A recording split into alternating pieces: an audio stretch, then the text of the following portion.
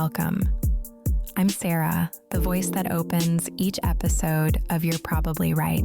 If this is your first time here, I'm glad you found us. This show is built on real experiences and honest reflection. Nothing rushed, nothing performative, just conversations meant to meet you where you are. In a moment, you'll hear from MCM, the voice behind this space. Each episode comes from lived experience and thoughtful insight, not trends or quick takes. So get a drink, fluff your pillow, or just press pause on the outside noise. Hey, what's up, y'all? This is MCM, and you're listening to You're Probably Right podcast. Thank you for hanging out with me again. I got a cool one for you. Well, sort of. After, what is it? I think this is 297, episode 297. Or should I say 297? If you listened to my last episode, you probably understand why I said that. But anyway, beyond that, let me just explain. I wanted a different way to do a few of my episodes. So this one I'm going to do in kind of like a sort of a story format. So I'll try to be expressive with the dialogue and try to make it interesting. You know how back in the day, people used to pass on tradition and history through stories. I think you grasp them better than having some sort of I don't know, like like a technical how-to, you know what I mean? Like, 30 ways to do this or 12 reasons this happens, all that kind of stuff. So I'm going to try to make it as real as possible. And then maybe in the future, maybe when you need some of this information, although it is for entertainment purposes only, maybe something will pop back up in your mind. Who knows? So here we go. I'm just going to read the whole script. Those of you who've been here for a while know that sometimes I go off script. And that's just me being me, right? It's a podcast. It's not a news report. It's not a television show. So we do it my way. All right. You ready? So I do attempt to set the stage a little bit. So hopefully you're chilling. Maybe we can just befriend? No, we can pretend that we have befriended one another and we are down to a serious conversation, although in this format it is obviously one-sided. Okay, before I stop, I'll just stop. Bad jokes start rolling out of me like, all right, here we go. Hey, it's me, MCM. And this is You're Probably Right. Welcome back to the podcast, or if this is your first time listening, well, buckle up, because today's episode is not your average talk.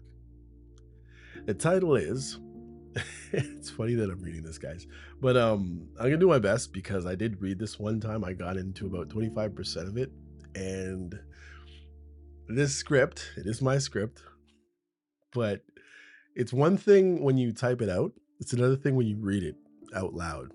So forgive me if I laugh because I don't want to throw you off of the story, but just warning, there's a couple areas where cornball alert, and if you notice I'm snickering, and I'm just trying to get over it. Okay, all right.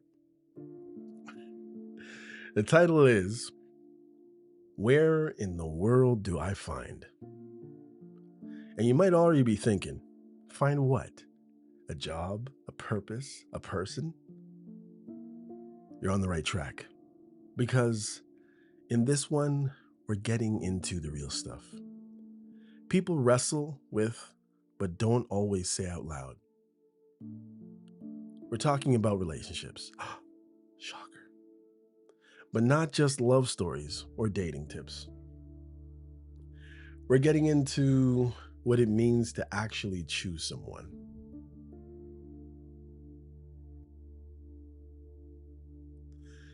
In a world where proximity isn't the rule anymore, where value feels like a scoreboard, and where people say they're not settling, but deep down, maybe those same people are. This isn't about playing guru, it's just a conversation. Me talking to you. Like we're walking side by side, maybe around the block. Sun going down. You've had a long day and you're just trying to make sense of your own heart in a world that keeps changing the rules. All right, let's get into it.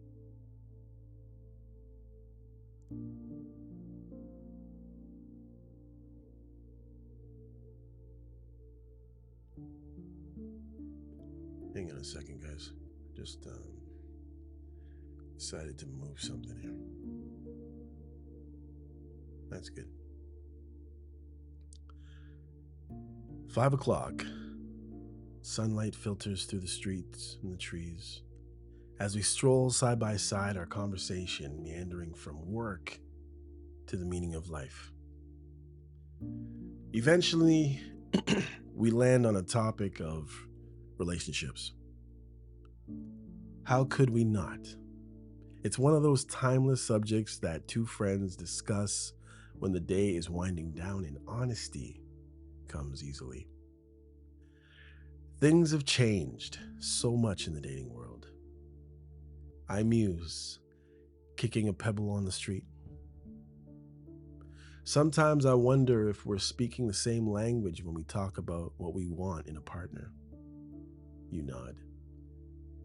And I know you feel it too. That mix of curiosity and confusion about modern love. I take a sip of my coffee.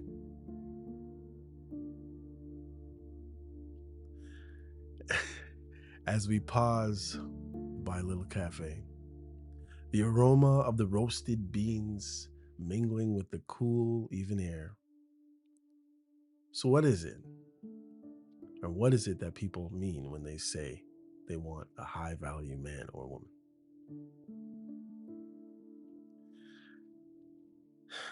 You ask, your eyebrows raised. It's a phrase that gets tossed around a lot these days. On podcasts, on social media, it sounds a bit like a buzzword, doesn't it? But behind the buzz, it hints at a real desire. The desire to find someone exceptional, someone who stands out in character and confidence. In this day and age, understanding that what high value truly means is a starting point for many of our relationship expectations. We often hear about high value men and high value women, terms that evoke image of confident, caring individuals who bring a lot to the table in relationships. But what does it really mean to be high value?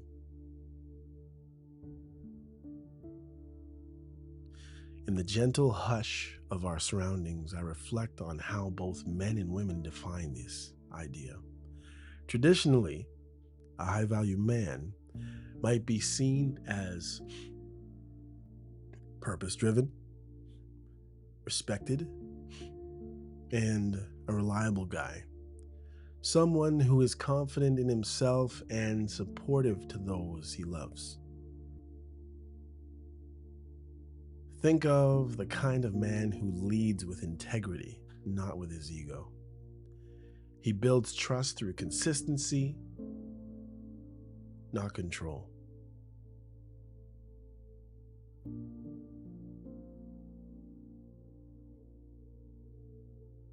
As one relationship expert put it, he's the man people know they can count on. On the other side of the coin, a high value woman is often described as a woman who knows her worth and lives with purpose. She's self-aware and isn't defined by other people's approval. In fact, she's committed to her own growth and stands firm on her values. Such a woman tends to be confident, kind, and ambitious, striving to make a positive impact in her own life and the lives of those around her. Importantly, High value isn't just about a checklist of traits, it's about a mindset of self respect and continual self improvement. That shines through in how a person treats themselves and others. We continue ambling down the street, and the conversation flows easily like we were piecing the puzzle together. Defining these terms is one of those things, but reality doesn't always match the dictionary, right? I mean, how many times have we heard friends say they want a high value partner, and then the list they list things like, well, six-figure salary, certain height, a particular look, body shape. It's as if high value sometimes gets reduced to superficial qualities and having people flying halfway across the world to Turkey to get some hair put back on. But deep down, you and I know it's more than that. It's more than a thick head of hair, 6'2", caramel complexion, 175,000 a year job.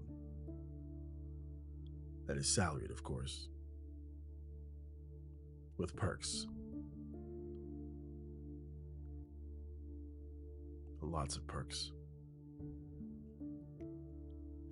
A truly high value person, man or woman, often shows up in how they treat others. Do you know anybody in your life? How they treat other people? And how they handle life's challenges? For instance, being emotionally available and respectful are often mentioned as hallmarks of high value men.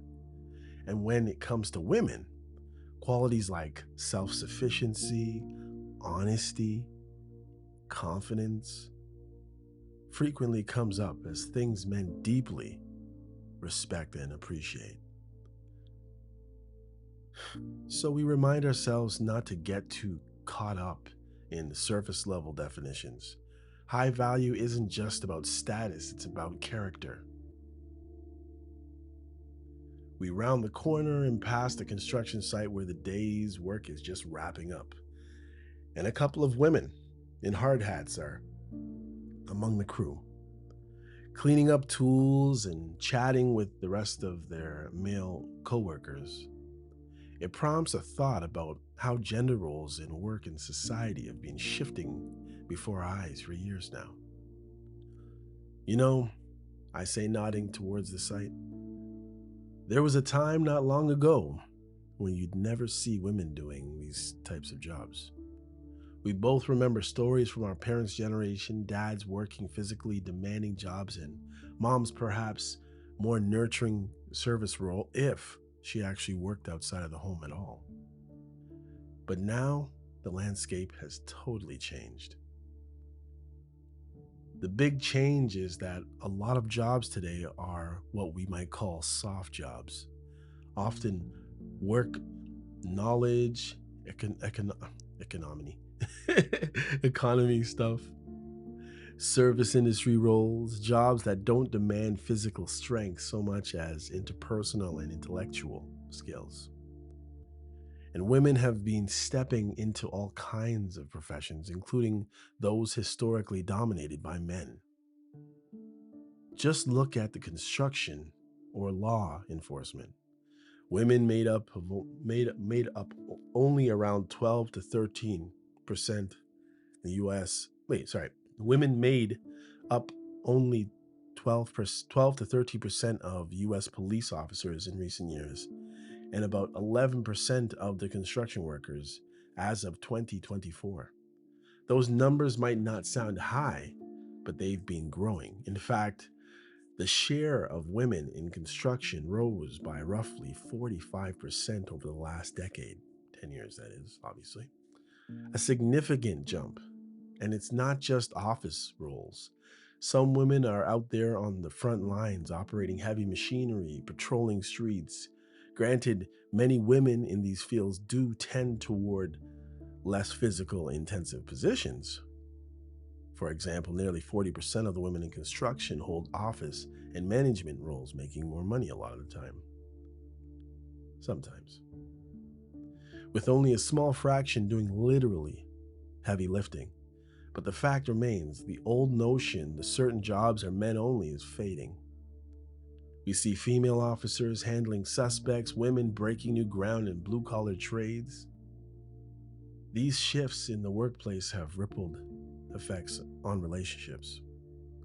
Our grandparents might have assumed that men would be the breadwinners, right? The providers, the traditionally high value traits for husband was his ability to earn a good living. Back then, a woman's key question might have been for her guy, can he provide enough to keep a roof over our heads? But today, with women becoming doctors, lawyers, managers, engineers, principals, teachers, and even police sergeants, financial dynamics in couples are not so one-sided. Women can often and do support themselves. Many even out-earn their male partners. In some cities, young women's median pay is higher than young men's. Think about that. I say to you, gesturing animatedly, of course. In places like New York or DC, a successful woman in her 20s to 30s might be making more money than a lot of guys she meets. The pool of men who earn even more might likely be shrinking, especially since women have been outpacing men in college education for years now. It's true. More women graduate college, meaning there are fewer college-educated men relative to women in the dating pool. But does that even matter? Well, it turns out many women still say they prefer a partner who is financially secure or even better off than themselves. Across decades of surveys, women consistently value good financial prospects, status, and ambition. Yeah, they're looking at the car you drive. Yeah, they're looking at where you own property, if you own property at all. Yeah, they're looking at how you carry yourself daily in a male partner, right? As one sociologist noted, women don't want to be 1950s housewives, heels and an apron in the kitchen, June Cleaver style. But they still want to feel like they married up. Nobody ever wants to go down in life. Maybe it's a pride thing. I think a lot of the time it is pride. The expectations can put pressure on both sides. On the one hand, men feel anxious or even resentful when their female partners earn more. It challenges old ideas of masculinity and what a husband is supposed to be, how much he can really say. When you say you have to do something for your boss or your colleague and it's a male colleague, things change when she's making more money. There's research suggesting that when wives out-earn their husbands, it can strain the relationship. Not necessarily doom it, but create tension. On the other hand, women who have thriving careers might find it hard to find a partner who meets the criteria they were raised to expect. The irony is palatable, of course. Society encouraged women to achieve and be independent, a great thing. Yet dating culturally hasn't fully caught up, or the dating culture hasn't fully caught up to the actual reality. A recent study from Cornell University, where Andy went to university, I wonder if you know what I'm talking about, highlighted this issue in an interesting way. It found that college-educated women have kept marrying at about the same rate over the past few decades, around 70% by midlife. But women without college degrees are marrying much less than before. Why? A big reason is the declining economic position of many non college men. In simpler terms, working class men have been struggling. Fewer stable jobs, stagnant falling wages, and that has made them less marriageable in the eyes of women who are looking for a stable partner. The research showed non college women aren't finding partners as often because the pool of economically stable men without degrees have dwindled. Meanwhile, many college educated women are marrying down. In terms of education, when they need to, they'll partner with a guy who maybe didn't finish college as long as he has a decent job or an income. It's a pragmatic adjustment. Love is love, they say. But long term partners often still come with expectations of financial security, no matter who is providing it. We pause at the crosswalk, the red light blinking, and I find myself thinking out loud. So, the definition of high value partner might depend on who's asking. Huh. For some, it's about character, emotional support. For others, it's about career income. In today's world, ideally, it's both. A high value man might be one who is not just caring and confident, but also responsible and capable of providing stability. I mean, women do get pregnant, and they may have to start working for longer than maternity leave, right? A high value woman might be cherished for her kindness, integrity, and yes, perhaps her independence and success.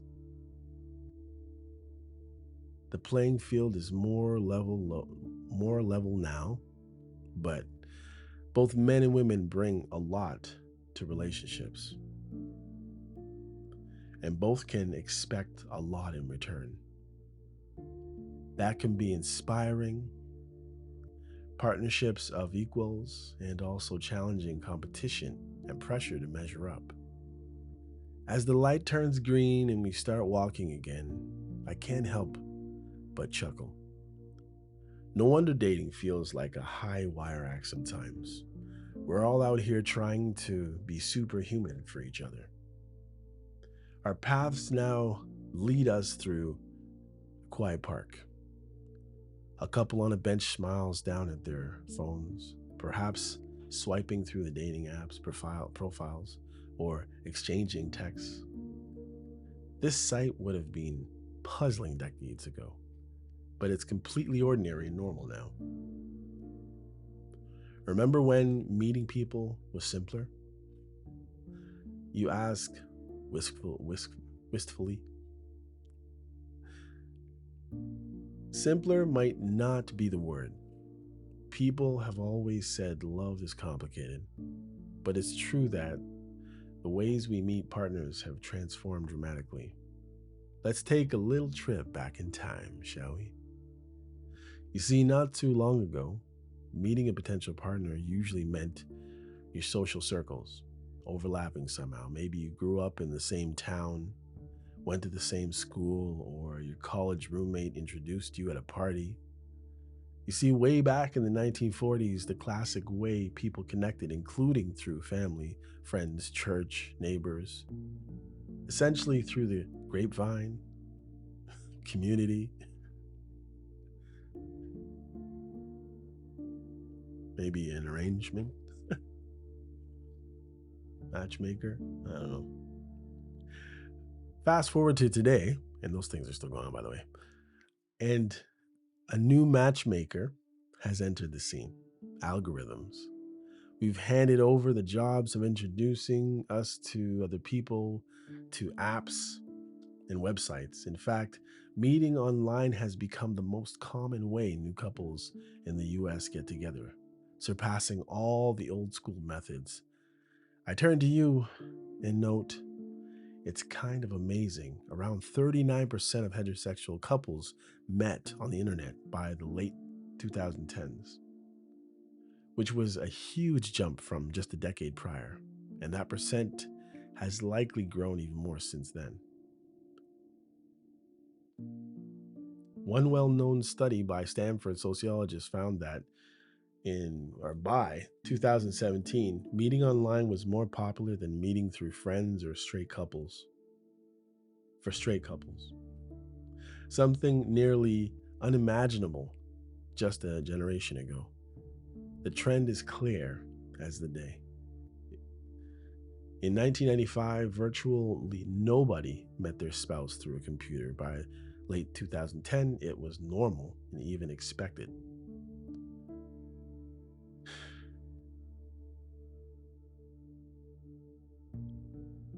We both remember the stigma that online dating once carried. Only very desperate or adventurous people did that.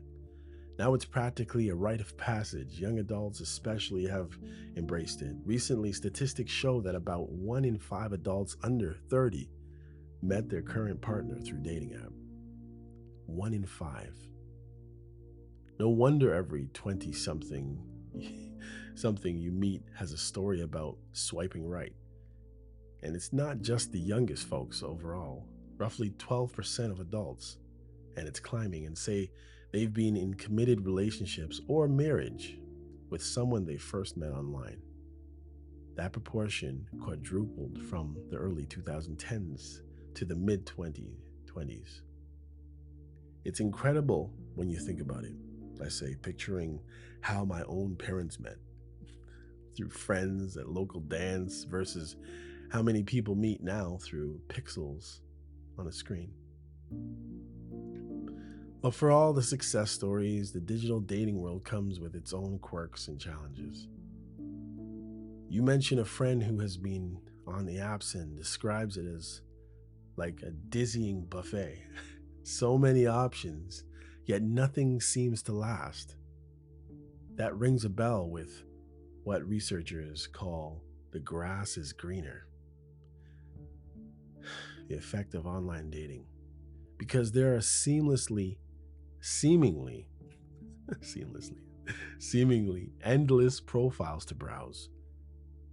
People might struggle to commit, always wondering if someone even better is just one swipe away, kind of like waiting to win at a slot machine, just one more quarter or dollar or whatever. It's the paradox of choice. Having more options can actually make it harder to choose any. And there's a flip side. When people do pair up from online meeting, some studies have found they report being just as satisfied, if not more so, than couples who met offline, and their breakup rates are no worse. In fact, one large survey found slightly lower divorce rates among couples who met online compared to those who met offline over a given period. So it's not that online formed relationships are doomed. Far from it. It's that getting to that point can be an exhausting experience. We share a laugh over a few absurd dating app stories, the kind everyone hears, the profile pictures that were from 10 years ago, the bizarre opening lines, the people who vanish mid-conversation. The convenience and novelty of digital dating also brings some well-known headaches. For instance, many people, especially women, deal with unwanted, explicit messages, pictures, or harassment on these platforms. And let's not forget the scammers. The romance scams have sadly cost people billions in research in recent years. It's a reminder that while technology can connect us, it also requires us to be savvy and cautious. You can't just show up at somebody's house because they say that they're working late and they don't have time for a date, but if you can just come and hang out while they do work in their basement on their computer, and you show up at their house, I don't know. So finding love has expanded from the village square or the college quad to the entire globe via the internet. And people pick who they want, whose lives seem to mesh with theirs. So it's not about proximity at all. Back in the day, just walk down the street and there's some pretty little thing that you've been noticing walking home from the same high school you go to. You find out what class or what grade they're in, and yada, yada, yada, right? Now it's a lot to take in. On the bright side, this means more opportunities. You're not limited to whoever happens to be in your hometown, down the street, in your neighborhood, immediate circle. We've heard of couples from opposite ends of the country or world finding each other thanks to online dating. Intercultural and interracial relationships have been on the rise, and some researchers credit dating apps for widening people's dating pools beyond their social circle and beyond their boundaries and beyond those that probably be comfortable talking to. On the other hand, with so many possibilities, some of us become picky to a fault. I admit I have friends who have swiped past perfectly decent potential matches for the smallest reasons, like a mole. Like, oh, she likes this kind of music or that kind of ice cream? Or he used an emoji I hate? It's like we're all searching for flawless people who probably don't exist, and we keep adding criteria when we meet new people. And that brings us to the interesting tension of, all right, in modern romance, standards and settling. Should you settle or hold out? Standards across generations. We find park benches and we find a park bench and we sit for a moment. Watching a few kids play frisbee in the distance, the question hanging in the air is one almost everyone in a dating scene faces at some point. How high should my standards be? Is settling for less than your ideal a mistake, or is it necessary for finding real human love? It's a question that doesn't have one right answer. It often depends on who you ask and even when in their life you're asking them. Think about how courtship worked in our grandparents' era. Many people married quite young, right out of high school or college. Back then, the mindset was often practical. Find a good person from a good family, someone who can be reliable spouse and a good parent. The romantic ideal, the soulmate kind of love, existed, sure, but there was also a strong dose of realism, practicality. A phrase like, don't be too picky, was common advice. In part, that's because in those days, being unmarried into mid adulthood was not very common. Society almost expected you to settle down early. And frankly, women had fewer opportunities to be independent. So marriage was sometimes seen as the default pathway to security. If a guy had a steady job and no major vices, that alone made him a catch in the eyes of many families, even if he wasn't Prince Charming. Now, fast forward to today. People are marrying later than ever.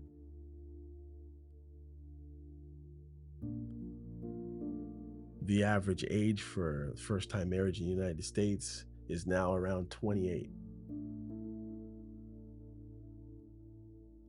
For women and 30 for men. A jump of nearly 5 to 7 years compared to the 1970s.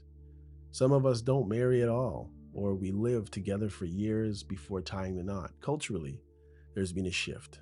It's become much more acceptable to stay single rather than to marry the wrong person. In fact, in one recent survey, 2 in 5 young adults said they believe marriage is an outdated tradition, even though most do still say they hope to marry someone someday.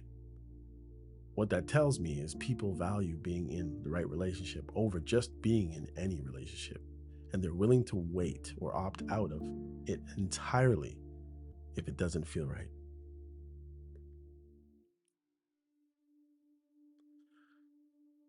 So are standards too high? Hmm.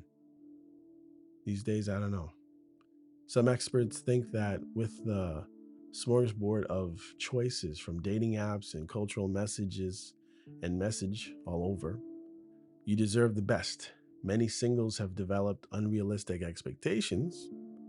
We scroll through endless profiles, each with a list of hobbies, interests, quirks, flaws, and it almost trains us to think a partner must tick every box on our wish list. I recall reading about a 2019 Pew survey where 43% of Americans who had difficulty dating said the trouble was finding someone who met their expectations. That's a lot of people feeling like no one is good enough. And I get it. If you've built up an ideal image, maybe you influenced by seeing picture perfect lives on social media or TV, actual humans with will often fall short of what we see online. On top of that, online dating can make it seem like there's always another option. If one person has a flaw or flakes, why not swipe for a better one?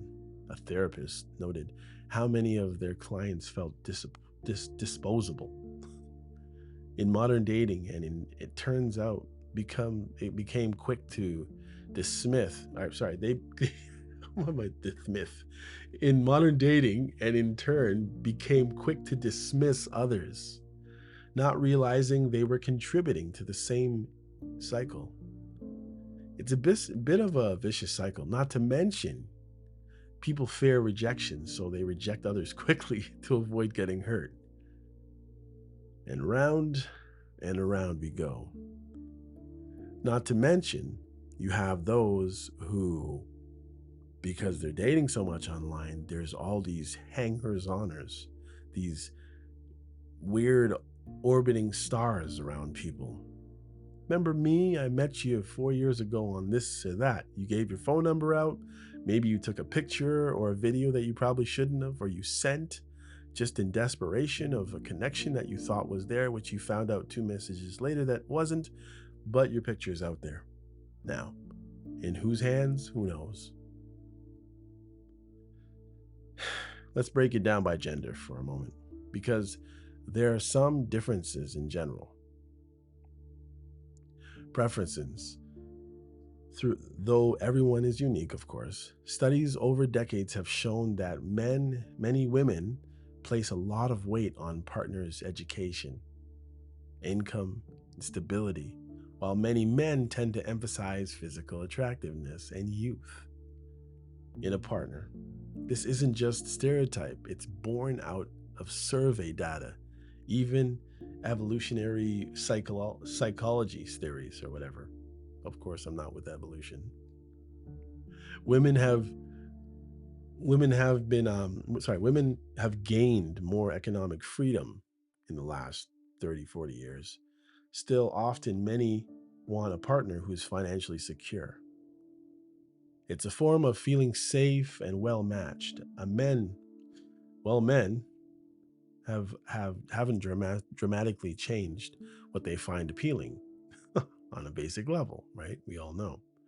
They often seek a mate who they find beautiful and who they imagine will stay healthy. The whole good one, or the whole good genes, as they say. Of course, plenty of people value other traits highly, like kindness, humor, intelligence. But when you zoom out to the big picture, those classic patterns do persist. And here's where it gets tricky. With women achieving so much, the pool of men who earn more or have equal education has shrunk. Relatively, anyways. As we talked about earlier, So some women feel they are settling if they partner with a man who isn't as educated or professionally advanced as they are, even if he's wonderful in other ways. Meanwhile, some men might feel they have more options as they get older if they're mainly seeking younger or very attractive partners. But that's only true for a subset, of course. A lot of guys out here are actually struggling to attract anyone because the competition can be fierce and they might not match what women want. It's sobering to note that millions of working age men have dropped out of the labor force and are not even looking for jobs, which can leave them feeling adrift in dating too. Many young women are not interested in an unemployed guy with no direction, regardless of how nice he is. So, where do we strike the balance between settling and being realistic? One way to think about it is this. Distinguish between core values versus superficial criteria. Core values are things like, does he treat me with respect? She support my dreams? Do we want the same things in life, kids, lifestyle? Are we emotionally and physically compatible? These are crucial and worth holding out for. But superficial criteria might be, does he have to be over 6 feet tall? Does she have to have a certain body type? Does he need to have a particular type of job or make a certain income beyond what's needed for a reasonable, stable life? Those are preferences, and it might be worth examining which of those we can bend on. I mean, okay, so he's not 6 feet tall. Maybe he's 5'9", but fit. Or the certain body type she has. You see, with guys, I realize that is difficult because in many cases, guys don't have very many criteria in the first place. But does she have to be 5'7" and 133 pounds? Does he need to have a particular type of job or make a certain income? What if he has the earning potential? Or maybe you can, because he's intelligent, maybe he can go back to school and still head towards whatever it is you think he needs. Anyhow, I share a story with you, a story of a friend. Let's call her Anna. Hang on a second.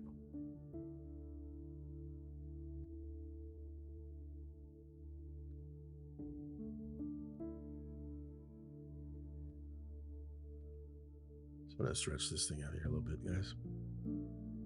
I think I'm going to have to move it. Let me just move it. All right, that's better.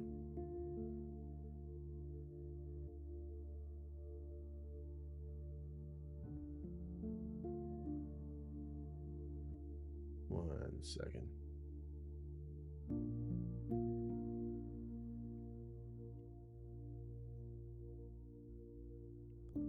So her name was Anna. She had a very specific checklist for her future husband. Throughout her 20s, over time she realized that some items that list were actually preventing her from giving a great guy a chance. She started focusing on how a man made her feel and how he treated her, rather than his resume. Eventually, she ended up marrying someone who, on paper, didn't match her old ideal. He was a bit shorter than she preferred and not as flashy in a career. or of a career, but he's an amazing partner who makes her truly happy. On the flip side, we've also seen people settling for relationships out of fear or pressure. Maybe they married their first person that came along who checked the boxes, but without real love or compatibility, and that can lead to misery down the road. It's telling that while our generation is marrying later, the marriages that do happen now are more likely to last than those that took place during, say, the 70s, the divorce boom. We're more selective and often take more time to ensure we've got the right match, and that's reflected in slowly declining divorce rates. Only 40% of today's marriages are projected to end in divorce, which is down from the coin flip of 50, right? A decade ago. It seems waiting for a good fit and not rushing due to social pressures can pay off in stability. As one report noted, newer marriages are stronger and more stable than those in the 20th century, possibly because people are marrying a bit later and are maybe looking a little bit more thoughtfully at the decision. Generational attitudes here are fascinating, though. Older generations, like boomers, sometimes shake their heads at how choosy young people can be, perhaps saying things like, you just need to find someone decent and make it work. Relationships are about compromise. They came of age when the script was more about duty, sticking it out, and many did just that, for better or for worse. Younger folks, the millennials and Gen Zs, however, tend to place a higher premium on personal fulfillment. A Pew research found that young adults were more likely than their elders to say that staying single can allow one to be more successful in a career and personal growth. That implies they see marriage as optional, a choice that must enhance their life, not define it. It's not that they don't value relationships, they do deeply, but they're not willing to enter or stay in a marriage that doesn't meet their emotional needs or that stifles their individual goals or their person. This is one reason we see more people cohabitating, living together as a sort of a trial run. Over 60% of unmarried couples in one survey lived with their partners before marriage or even without any plans to marry soon. They test these waters and share rent, maybe even pets or kids. And many feel marriage isn't necessary for fulfillment, committed relationships. Of course, I can honestly tell you guys that I believe in marriage. With that mindset, settling becomes a dirty word. Why marrying someone who isn't quite right when you believe you could be content on your own or find someone later who fits you better. Of course, kids become a rush many times because of this waiting, though. I can say that for sure. And you have a lot of people, especially women between 30 and 40, making quick decisions anyways because of biological clock stuff. Anyhow, yet after all this analysis, there is a gentle reality. No human is perfect. Even the most high value partner will have flaws, bad days, and things that annoy you, and each of us is a work in progress, as they say. The idea of settling might sometimes just mean accepting a person for who they are, as opposed to chasing an ideal that only exists in our imagination or little nits and little pieces of people we were in relationships in past, and we amalgamated and glued them all together like some amazing fictitious creature or a unicorn. There's a beautiful old fashioned kind of love that grows when two people commit to each other, imperfections and all, and build a life together. That's something our generation can still learn from the old timers. The value of commitment and growing together rather than expecting to find someone who's already arrived and assembled according to our exact specifications. So maybe the wisdom is hold your standards for how you are treated and the values that matter. Never settle on those, but be flexible on the external things. Be open to being surprised. That shy guy or that girl with the different background might turn out to be your perfect partner in empathy, humor, and love. And isn't that more important than whatever label society put on them or what checklist they do or do not fill?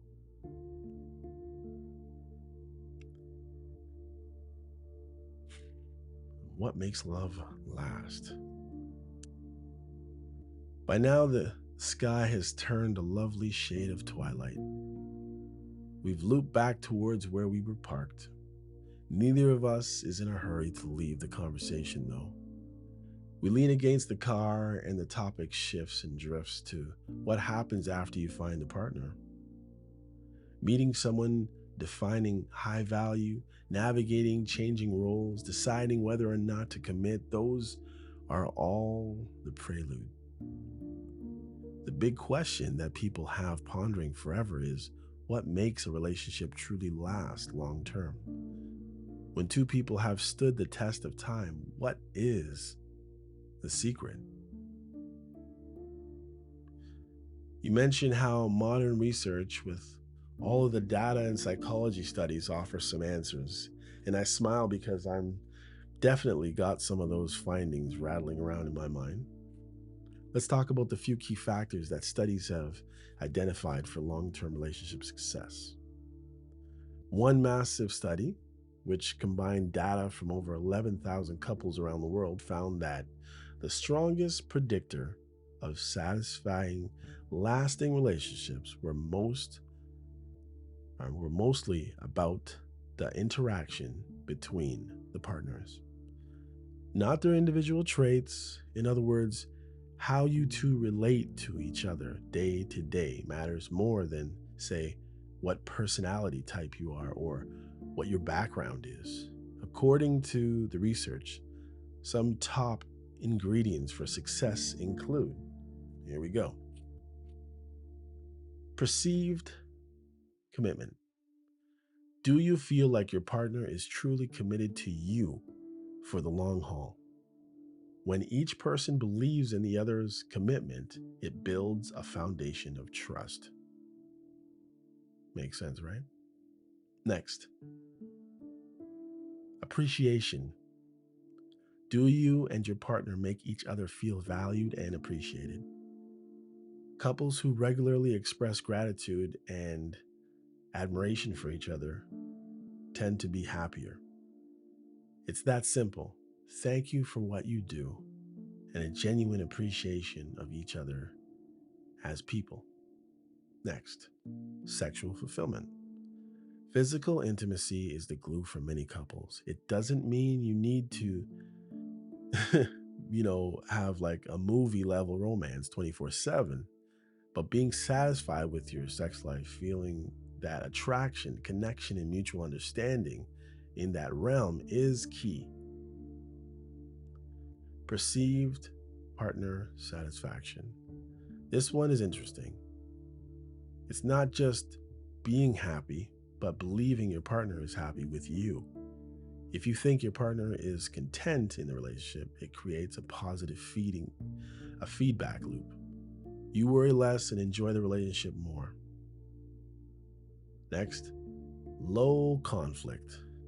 A good conflict management. Okay, check it out. It's not that lasting couples never fight. They do. But how they handle conflict matters. Being able to resolve disagreements without bitter resentment and having fewer chronic arguments in the first place is a strong predictor of longevity.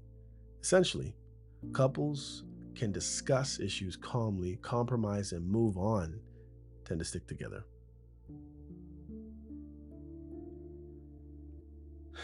What's striking is that these are larger relationship skills and perceptions, not external factors. It echoes that our grandparents might have said a simpler term: communication, be kind, and be faithful. Modern studies just put it in a more scientific language. For example, expressing appreciation, admiration is something long married couples have sworn by forever. Never take each other for granted. Low conflict ties into the old age advice: don't go to bed angry, and learning to say, I'm sorry.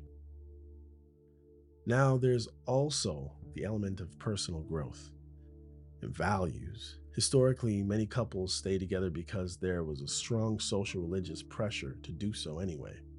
Even if they were unhappy, we don't exactly consider that success today in a marriage, though.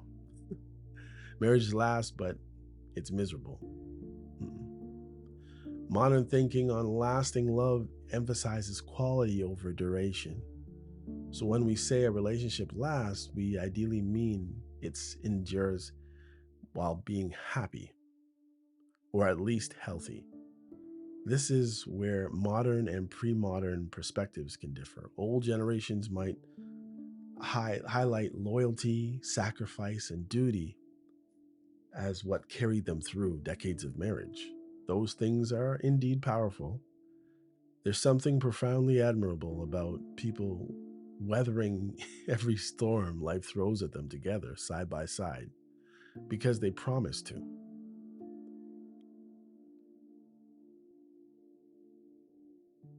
Newer perspectives add that it's not just staying together, but thriving together that counts. So, qualities like open communication, emotional support, and shared growth becomes key. It's fascinating and heartwarming that some very longitudinal studies, like ones that follow couples or even individuals over decades, find that having a close, secure relationship is one of the biggest contributors to happiness and healthy life. The famous Harvard study of adult development spanning over 75 years pointed out that people who were in satisfying relationships in their 80s had been not only happier but also physically healthier than their peers.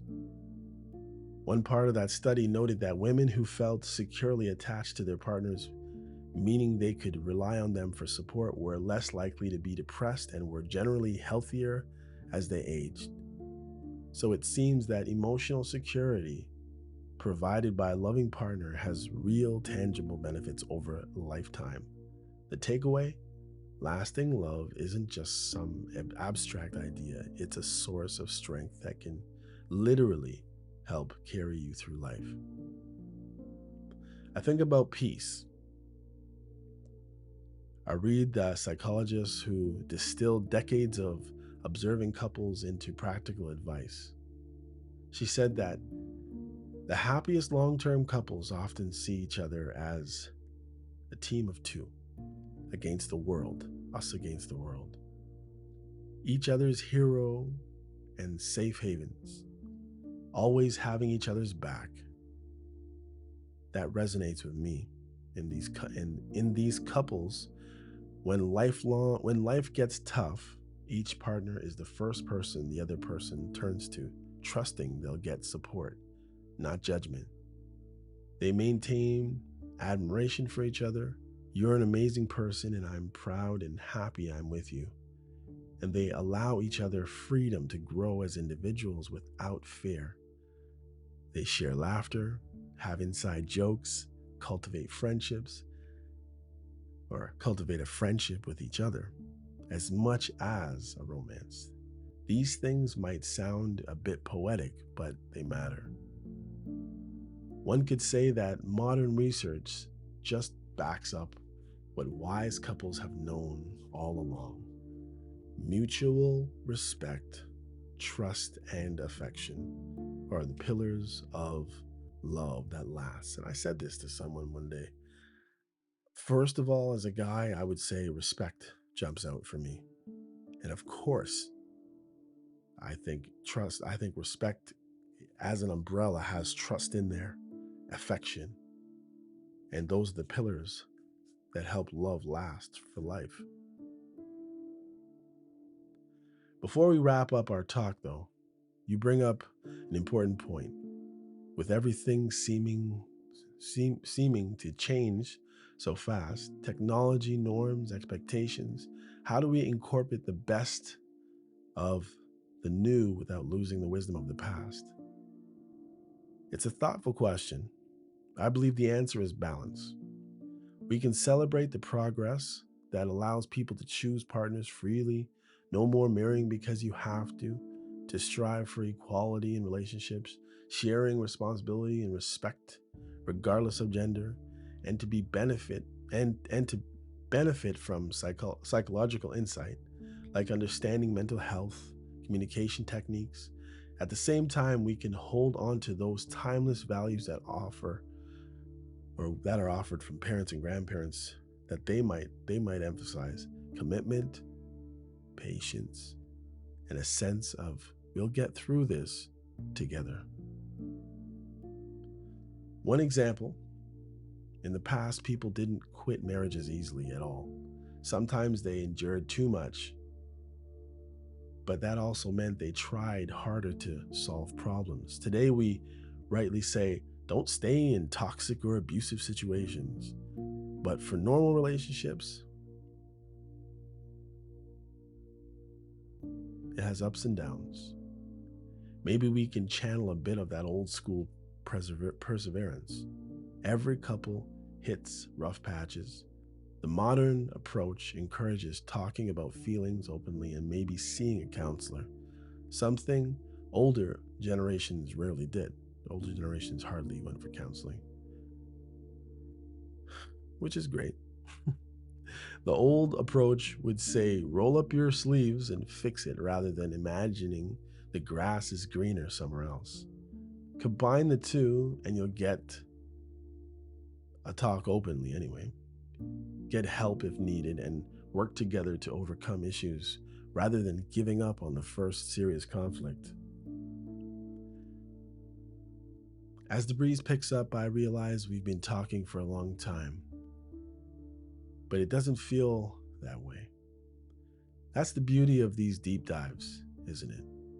We set out to untangle what a high value means, explore how the world of love has been turned on its head by societal change, and figure out what truly makes relationships endure.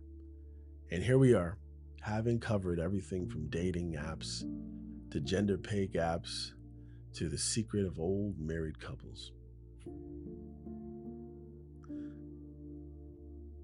In the end, relationships remain one of the most profound aspects of a human experience. Even as everything around them, the how, when, and with whom involves.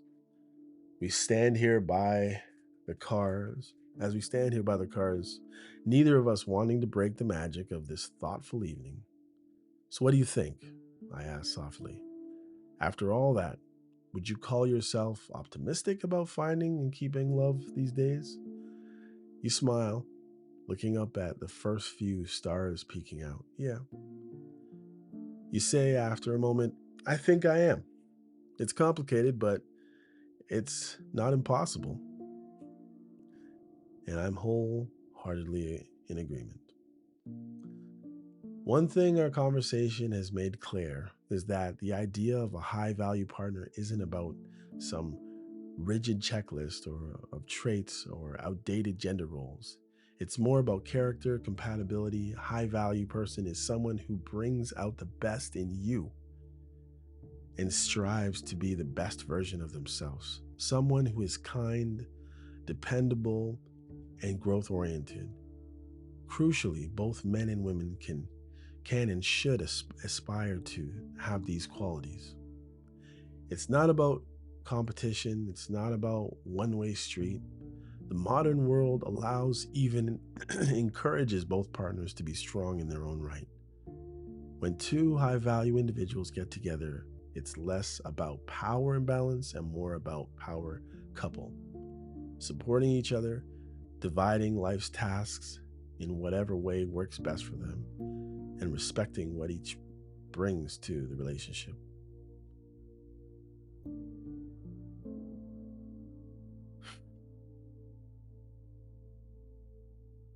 Our talk also highlighted how the playing field of dating has expanded and shifted. It's normal now to meet someone online, to date across cultures or long distance and age gaps, and navigate less linear paths towards commitment. That can be daunting, though. The infinite possibilities and lack of clear script. But it can also be freeing.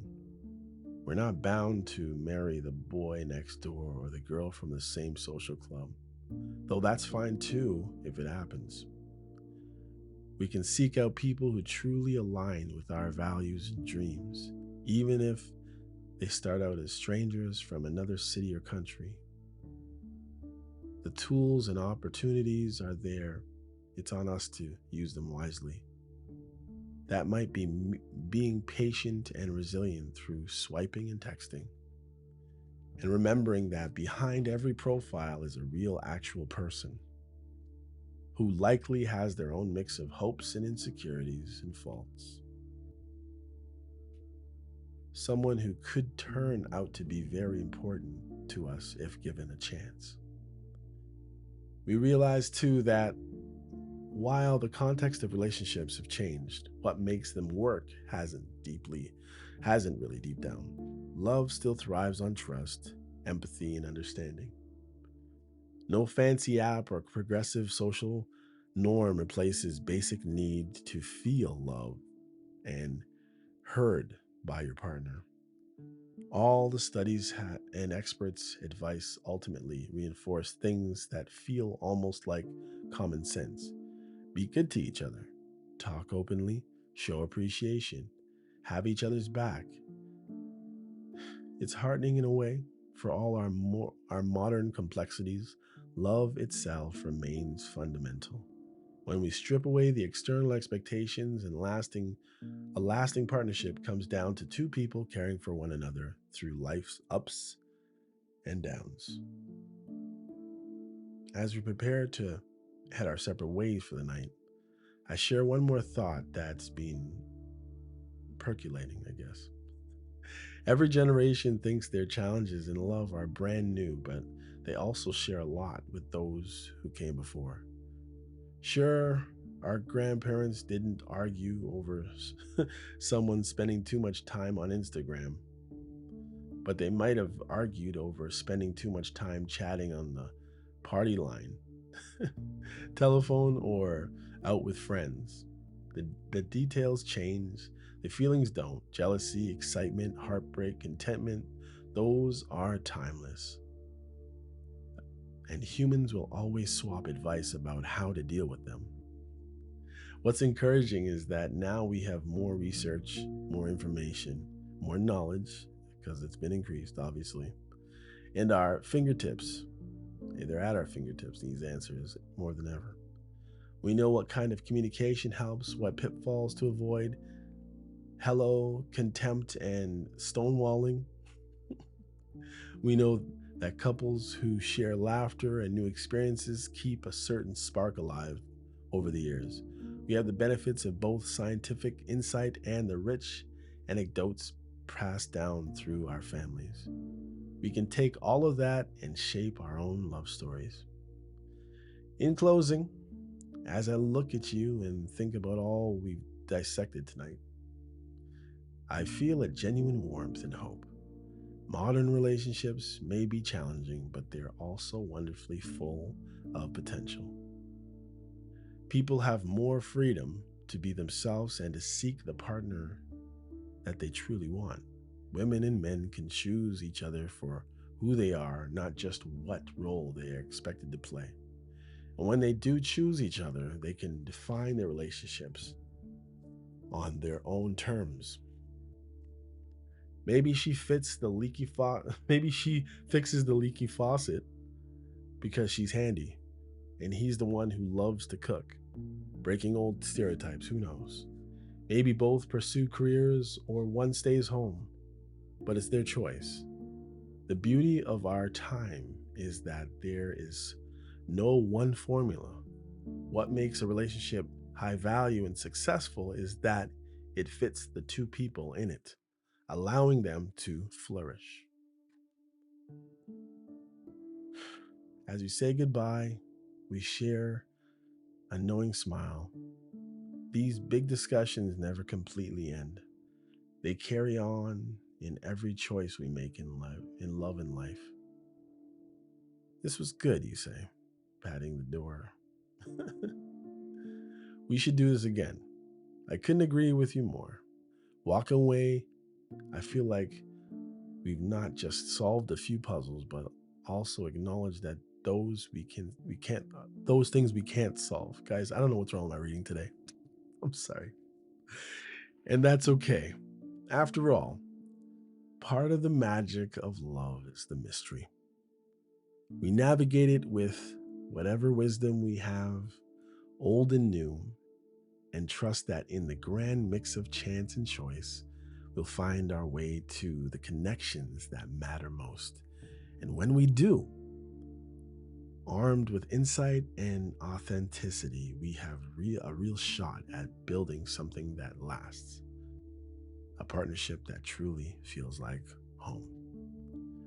All right, guys. So hopefully you learned something. And if you didn't really learn anything, hopefully it was still cool. I'm sorry. Every once in a while I'll read. I notice, and if I don't know, something doesn't align, it's like I think I go too quickly and then I just screw up on words. But I have definitely gotten better. That's for sure. Anyhow, until next time, take care of yourself, take care of those around you, and keep your eyes open because you never know. Peace out, MCM. Come check out You Probably Right podcast. Society is getting more unpredictable every day, but at the same time, predictable in its unpredictability. Say that 4 times real fast. Come with me as I attempt to find clarity in all the fog while staying way outside the box and kicking the box way down the road with my size 12 dogs. I use the Bible, experience, education, fortune, misfortune, life's lessons, life's mistakes to sort through all the mess. I talk about news, God, God, self-help, sports, sickness, health, music, parenting, love, humbleness, hurt, pain, joy, and all the things that might make you say, I never thought of it that way. Hopefully, anyway. Also, I take a stab at answering tough and not so tough questions, and all the while, understand that, listen, sometimes you end up in the hot seat and there's no thermostat. Well, that's how it is here. And because there's no topic, very few topics off the table, Torontonians will understand that Doug Ford reference there. Hopefully the podcast will be helpful and uplifting. And hey, maybe you'll find your own private Idaho here somewhere. Hope to see you soon.